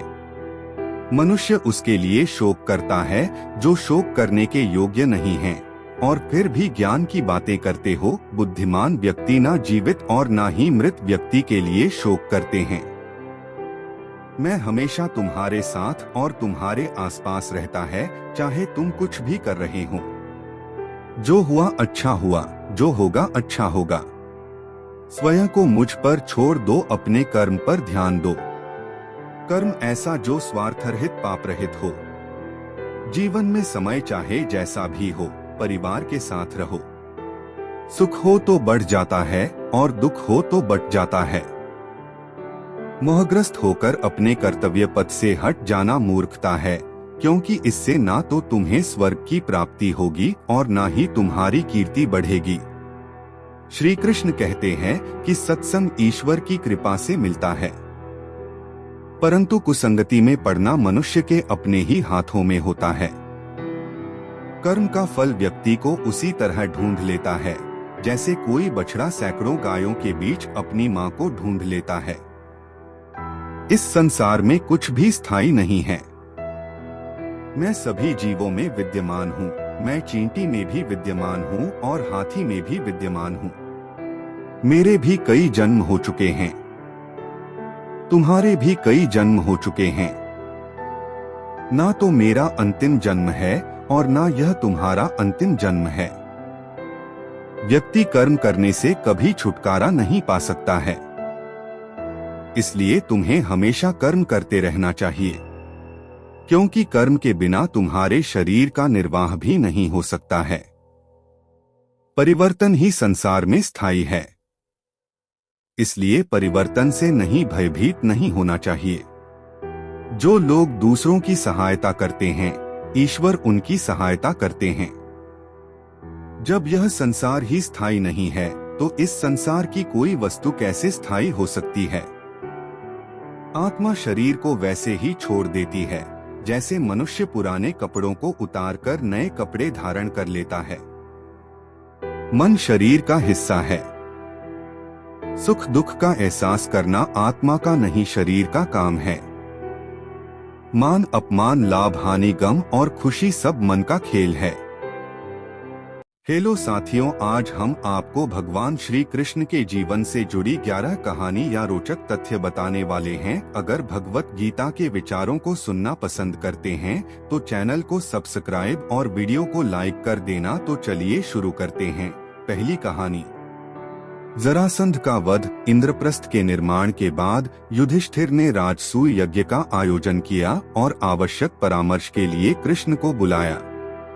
कृष्ण इंद्रप्रस्थ आए और उन्होंने राजसूय यज्ञ के आयोजन का समर्थन किया, लेकिन उन्होंने युधिष्ठिर से कहा कि पहले अत्याचारी राजाओं और उनकी सत्ता को नष्ट किया जाए, तभी राजसूय यज्ञ का महत्व रहेगा और देश विदेश में प्रसिद्धि होगी। युधिष्ठिर ने कृष्ण के इस सुझाव को स्वीकार कर लिया।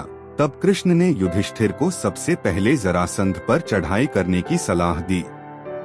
इसके बाद भीम और अर्जुन के साथ कृष्ण मगध रवाना हुए और कुछ समय बाद मगध की राजधानी गिरिब्रज पहुंच गए। कृष्ण की नीति सफल हुई और उन्होंने भीम द्वारा मल्लयुद्ध में जरासंध का वध करवा डाला। जरासंध की मृत्यु के बाद कृष्ण ने उसके पुत्र सहदेव को मगध का राजा बनाया। फिर उन्होंने गिरिब्रज के बंदी गृह में बंद सभी राजाओं को मुक्त किया और इस प्रकार कृष्ण ने जरासंध जैसे क्रूर शासक का अंत कर बंदी राजाओं को उनका राज्य पुनः लौटाकर खूब यश पाया। जरासंध के वध के बाद अन्य सभी क्रूर शासक भयभीत हो चले थे। पांडवों ने सभी को झुकने पर विवश कर दिया और इस तरह इंद्रप्रस्थ का राज्य विस्तार हुआ। इसके बाद युधिष्ठिर ने राजसूय यज्ञ का आयोजन किया। यज्ञ में युधिष्ठिर ने भगवान वेद व्यास, भारद्वाज, सुनत्तु, गौतम, असित, वशिष्ठ, च्यवन, कंडव, मैत्रेय, कवश, जित, विश्वामित्र, वामदेव, सुमति, जैमिन, क्रतु, पैल, पाराशर, गर्ग, वैशंपायन, अथर्वा, कश्यप, धौमय, परशुराम, शुक्राचार्य, आसुरी, वीथोत्र, मधुद्वंदा, वीरसेन, अकृतबरण आदि सभी को आमंत्रित किया। इसके अलावा सभी देशों के राजाधिराज को भी बुलाया गया। इसी यज्ञ में कृष्ण का शत्रु और जरासंध का मित्र शिशुपाल भी आया हुआ था, जो कृष्ण की पत्नी रुक्मिणी के भाई का मित्र था और जो रुक्मिणी से विवाह करना चाहता था। यह कृष्ण की दूसरी बुआ का पुत्र था, इस नाते यह कृष्ण का भाई भी था। अपनी बुआ को श्री कृष्ण ने उसके 100 अपराधों को क्षमा करने का वचन दिया था। इसी यज्ञ में कृष्ण का उसने 100वीं बार अपमान किया, जिसके चलते भरी यज्ञ सभा में कृष्ण ने उसका वध कर दिया। अगली महाभारत द्वारिका में रहकर कृष्ण ने धर्म, राजनीति, नीति आदि के कई पाठ पढ़ाए और धर्म कर्म का प्रचार किया, लेकिन वे कौरवों और पांडवों के बीच युद्ध को नहीं रोक पाए और अंततः महाभारत में वे अर्जुन के सारथी बने।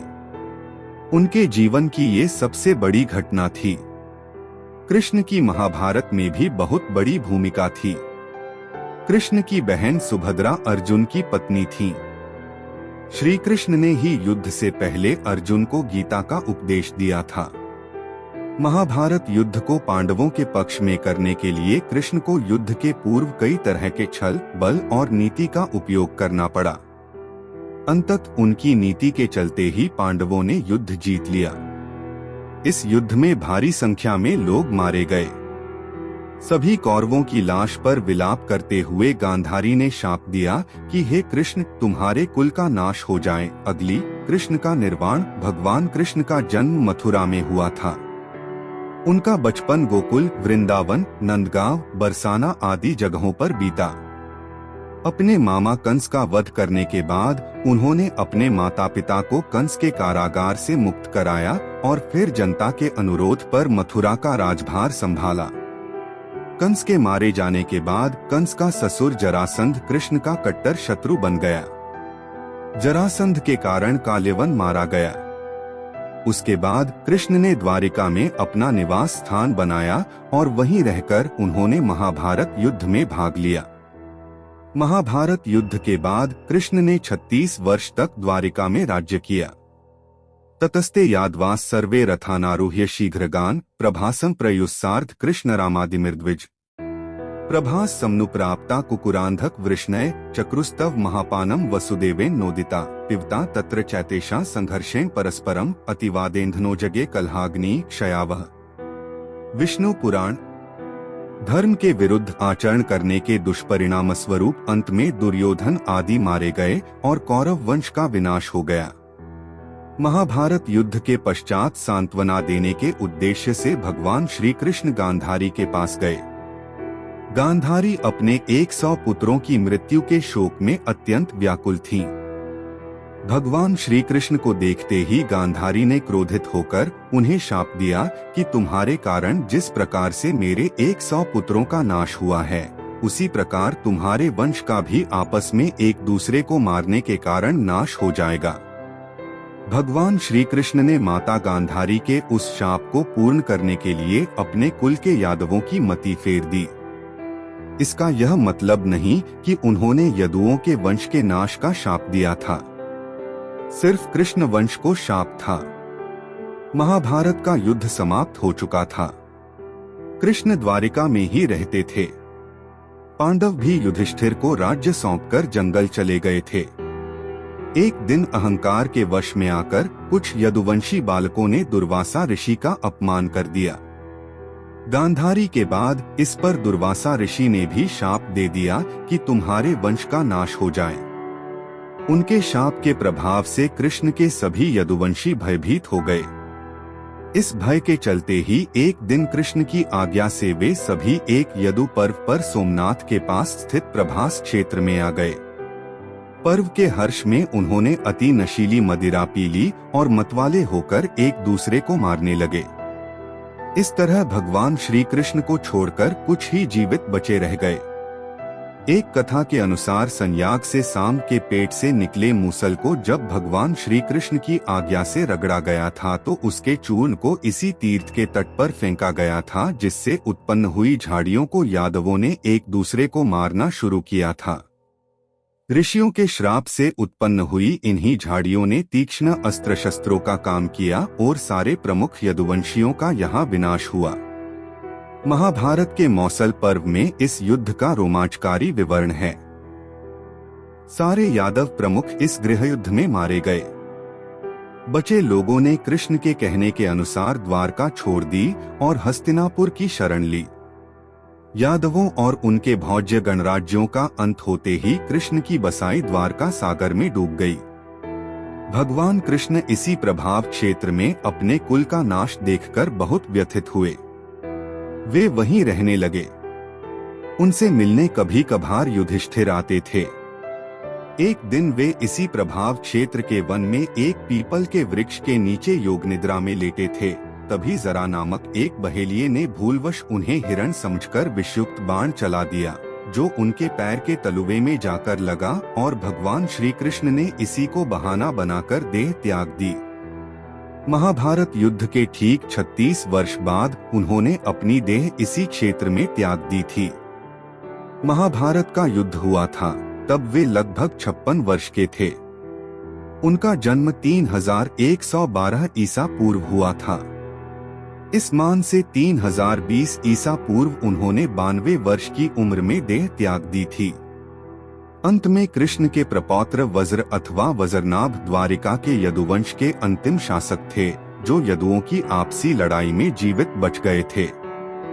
द्वारिका के समुद्र में डूबने पर अर्जुन द्वारिका गए और वज्र तथा शेष बची यादव महिलाओं को हस्तिनापुर ले गए। कृष्ण के प्रपौत्र वज्र को हस्तिनापुर में मथुरा का राजा घोषित किया। वज्रनाभ के नाम से ही मथुरा क्षेत्र को ब्रजमंडल कहा जाता है। शिक्षा की जड़ें कड़वी होती हैं, लेकिन फल मीठा होता है। यह कथन केवल उस संघर्ष की वास्तविकता को व्यक्त करता है जिसे हर कोई शिक्षा प्राप्त करने के वर्षों के दौरान झेलता है। जबकि आपको रास्ते में कई संघर्षों और बाधाओं का सामना करना पड़ सकता है, केवल एक चीज जो आपको यह सुनिश्चित करने की आवश्यकता है कि आप इसे अपना सर्वश्रेष्ठ दे रहे हैं। अपनी गलतियों के साथ साथ आपके सामने आने वाली कठिनाइयों से सीखें, क्योंकि ये सभी आपके कौशल और क्षमताओं को निखारेंगे और अंततः आपको एक बेहतर और सीखा हुआ व्यक्ति बनाएंगे। सफल और असफल लोग अपनी क्षमताओं में बहुत भिन्न नहीं होते हैं। वे अपनी क्षमता तक पहुंचने के लिए अपनी इच्छाओं में भिन्न होते हैं। John Maxwell. सफल और असफल लोगों के बीच एकमात्र महत्वपूर्ण अंतर यह है कि पहले वाले वे दृढ़ निश्चयी और मजबूत नेतृत्व वाले लोग होते हैं, जो अपने निर्धारित लक्ष्यों को प्राप्त करने के लिए अपना सर्वश्रेष्ठ प्रयास करते हैं, जबकि बाद वाले अपने उद्देश्यों को प्राप्त करने के लिए दृढ़ता की कमी रखते हैं। जो आप हमेशा से चाहते हैं उसे प्राप्त करने का प्राथमिक चरण उस पर अपना ध्यान केंद्रित करना और लक्ष्य के रूप में लगातार उसका पीछा करना है। जब यह विश्लेषण करने की बात आती है कि वे सफल हैं या असफल, तो कड़ी मेहनत और दृढ़ संकल्प ही एकमात्र विशिष्ट कारक हैं। सर्वश्रेष्ठ शैक्षिक उद्धरणों में से होने के नाते यह आपको अपने लक्ष्यों के बारे में भावुक होना सिखाता है, ताकि उन्हें निश्चित सफलता में बदल दिया जा सके। जो आप नहीं कर सकते उसे आप जो कर सकते हैं उसमें हस्तक्षेप न करने दें।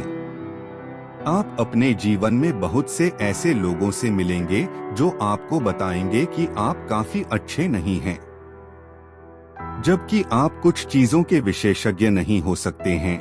आपके पास अपनी ताकत और क्षमताएं होंगी और साथ ही ऐसे क्षेत्र भी होंगे जहां आप चमक सकते हैं, जबकि कई शैक्षिक उद्धरण होंगे जो आपको कभी हार न मानने के लिए कहेंगे।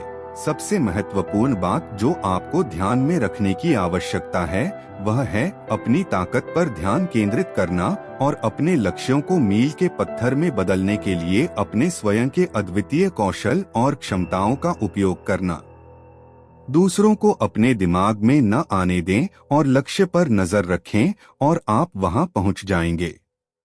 जो कोई भी अपने जीवन में एक बच्चे की मदद करने के लिए कुछ भी करता है वह मेरे लिए एक नायक है। Fred Rogers. शिक्षण सबसे महान और निस्वार्थ व्यवसायों में से एक है। शिक्षक अपने छात्रों को बेहतर इंसान और महान शिक्षार्थी बनाने के लिए कई रचनात्मक और नवीन विधियों के माध्यम से सर्वोत्तम व्यावहारिक और नैतिक ज्ञान प्रदान करने का प्रयास करते हैं। जबकि शैक्षिक उद्धरण आपको महान व्यक्तित्वों से कुछ बुद्धिमान सबक प्रदान करते हैं, हर किसी के जीवन में एक नायक या कई सलाहकार होते हैं जिन्हें वे देखते हैं।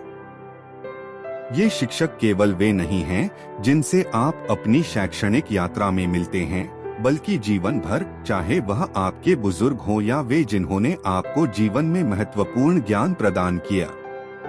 जो हम खुशी से सीखते हैं उसे हम कभी नहीं भूलते। हमें सीखने की प्रक्रिया को 4 दीवारों तक सीमित नहीं करना चाहिए और इसे और अधिक मनोरंजक बनाना चाहिए। यह निश्चित रूप से एक तरफा प्रक्रिया नहीं है। छात्रों और शिक्षकों दोनों को एक दूसरे से बातचीत करने और सीखने के लिए मिलना चाहिए। इंटरैक्टिव कक्षाओं के साथ सीखने की प्रक्रिया को मजेदार बनाया जा सकता है और इस तरह छात्रों को पारंपरिक रूप से कठोर सीखने के माहौल की तुलना में बहुत अधिक ज्ञान बनाए रखने को मिलेगा। किसी चीज को मजेदार तरीके से सीखना उसे रटने के बजाय उसे बनाए रखने का एक बेहतर तरीका है। मंजिल उन्हीं को मिलती है जिनके सपनों में जान होती है। पंख से कुछ नहीं होता, हौसलों से उड़ान होती है। हौसले बुलंद कर रास्तों पर चल दे, तुझे तेरा मुकाम मिल जाएगा। बढ़कर अकेला तू पहल कर देखकर तुझको काफिला खुद बन जाएगा। मत सोच इतना जिंदगी के बारे में, जिसने जिंदगी दी है उसने भी तो कुछ सोचा होगा। जो हो गया उसे सोचा नहीं करते, जब मिल गया उसे खोया नहीं करते, हासिल उन्हें होती है सफलता। जो वक्त और हालात पर रोया नहीं करते। सफर में मुश्किलें आए तो हिम्मत और बढ़ती है, अगर कोई रास्ता रोके तो जुर्रत और बढ़ती है। अगर बिकने पर आ जाओ तो घट जाता है दम अक्सर। ना बिकने का इरादा हो तो कीमत और बढ़ती है। नजर को बदलो तो नजारे बदल जाते हैं, सोच को बदलो तो सितारे बदल जाते हैं। कश्तियां बदलने की जरूरत नहीं, दिशाओं को बदलो तो किनारे खुद ब खुद बदल जाते हैं। जिस जिस पर यह जग हंसा है उसी ने इतिहास रचा है। निगाहों में मजे थी, गिरे और गिरकर संभलते रहे। हवाओं ने खूब कोशिश की मगर चिराग आंधियों में जलते रहे। सफलता एक घटिया शिक्षक है, इन लोगों में यह सोच विकसित कर देता है कि वह सफल नहीं हो सकते। जो सही करने की हिम्मत उसी में आती है जो गलती करने से नहीं डरते हैं। आए कोई काम शुरू करने से पहले स्वयं से 3 प्रश्न कीजिए। मैं यह क्यों कर रहा हूँ, इसके परिणाम क्या हो सकते हैं और क्या मैं सफल होगा। और जब गहराई से सोचने पर इन प्रश्नों के संतोषजनक उत्तर मिल जाए तभी आगे बढ़े। चाणक्य। बड़ा सोचो, जल्दी सोचो, आगे सोचो, विचारों पर किसी का अधिकार नहीं है। मैं अकेली हूँ लेकिन फिर भी मैं हूँ। मैं सब कुछ नहीं कर सकती लेकिन मैं कुछ तो कर सकती हूँ, और सिर्फ इसलिए कि मैं सब कुछ नहीं कर सकती मैं वह करने से पीछे नहीं हट दूंगी जो मैं कर सकती हूँ। समय सीमा पर काम खत्म कर लेना काफी नहीं है, मैं समय सीमा से पहले काम खत्म होने की अपेक्षा करता हूँ। सपनों को सच करने से पहले सपनों को ध्यान से देखना होता है। अगर आप सफल होना चाहते हो तो आपको अपने काम में एकाग्रता लानी होगी। हम जो कुछ भी है वह हमने आज तक क्या सोचा इस बात का परिणाम है। यदि कोई व्यक्ति बुरी सोच के साथ बिताया काम करता है तो उसे कष्ट ही मिलता है। यदि कोई व्यक्ति शुद्ध विचारों के साथ बोलता है या काम करता है तो उसकी परछाई की तरह खुशियों उसका साथ कभी नहीं छोड़ती। भगवान गौतम बुद्ध।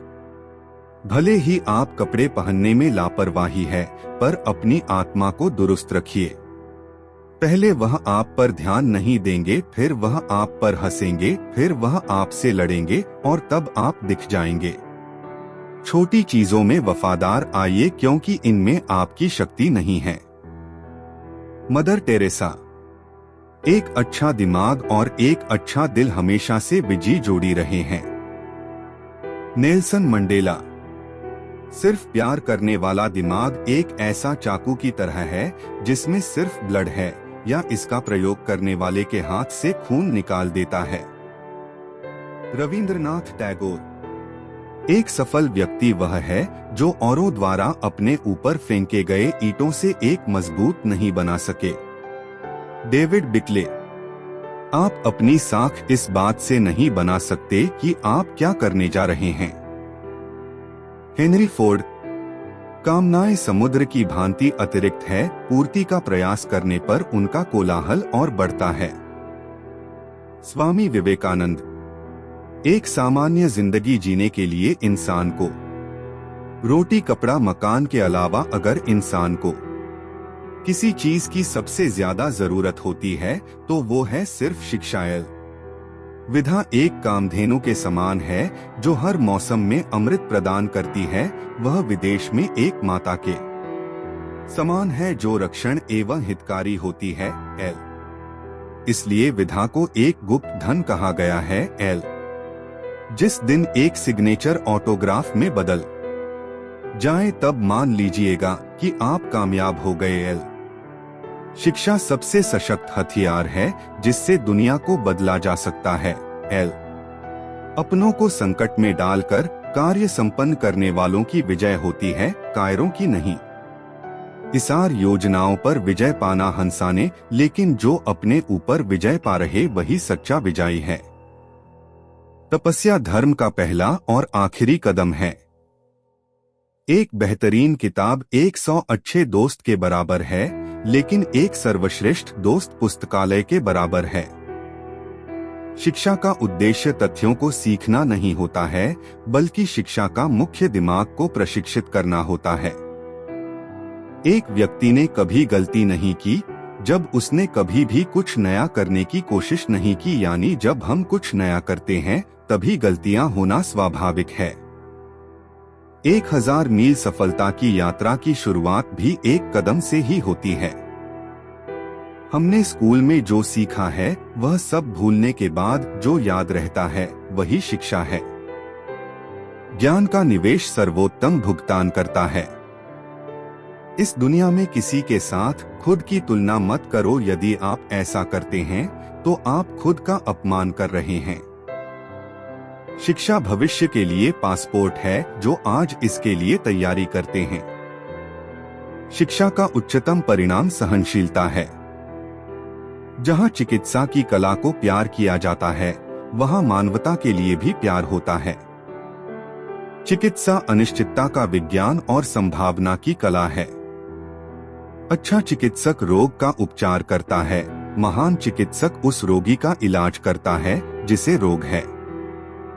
चिकित्सा का उद्देश्य बीमारी को रोकना और जीवन को लंबा करना है। चिकित्सक की आवश्यकता को समाप्त करना ही औषधि का आदर्श है। चिकित्सक की सर्वोच्च पुकार, उसकी एकमात्र पुकार बीमार लोगों को स्वस्थ बनाना है, ठीक करना, जैसा कि इसे कहा जाता है। चिकित्सा की कला में रोगी का मनोरंजन करना होता है, जबकि प्रकृति रोग को ठीक करती है। भविष्य का डॉक्टर कोई दवा नहीं देगा, लेकिन अपने रोगियों को मानव शरीर की देखभाल, आहार में और बीमारी के कारण और रोकथाम में रुचि देगा। दवाएं बीमारियों का इलाज करती हैं, लेकिन केवल डॉक्टर ही मरीजों को ठीक कर सकते हैं। वह सबसे अच्छा चिकित्सक है जो आशा का सबसे सरल प्रेरक है।